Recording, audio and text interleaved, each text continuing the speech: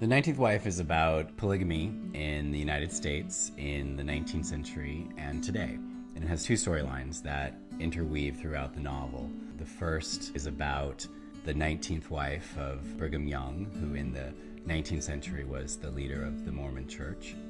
And the second story is about a young man named Jordan Scott, who grew up in a polygamous family, in a polygamous sect. And at the beginning of the book comes back to it to find out what happened to his father, who's been killed.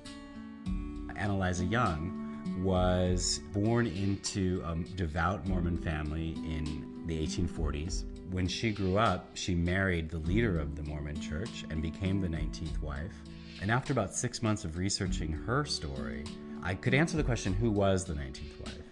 But I wasn't quite prepared to answer what was it like to be the 19th wife.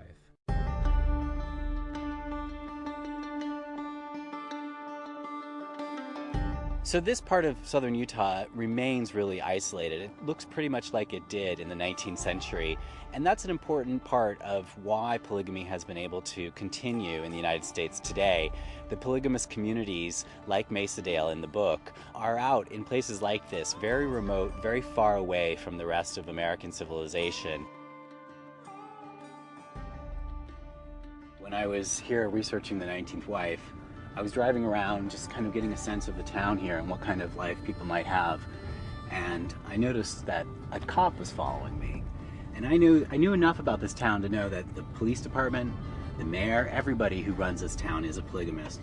And so that cop trailed me all the way throughout the town and then down back to the road. And that cop made sure that I got on the road and drove out.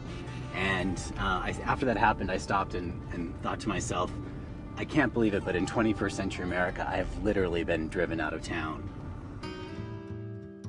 First time I came down here, one of the things that really struck me were when I saw the kids out playing in the yards or with their moms in the supermarket, and I just started thinking about what it would be like to grow up in a town like this and what kind of family life a kid might have, and that's how I came to the character Jordan. So right now we're approaching Brigham Young's winter home. It's not a very large house, and that created a problem for Brigham because it only has a few bedrooms, and he had to decide which wives he was going to take with him for the winter. We actually do not know how many wives Brigham Young had. There are a lot of records, and they vary. He called Ann Eliza Young his 19th wife, but in fact, she was probably something more like his 56th wife. After 5 years of marriage to Brigham, she realized she was nobody's wife. And then in 1873, she left Brigham Young, and it was a sensation because he was a very prominent American at the time. And she was a force behind the anti-polygamy movement, which eventually led to the Mormon Church abandoning its belief in polygamy in 1890.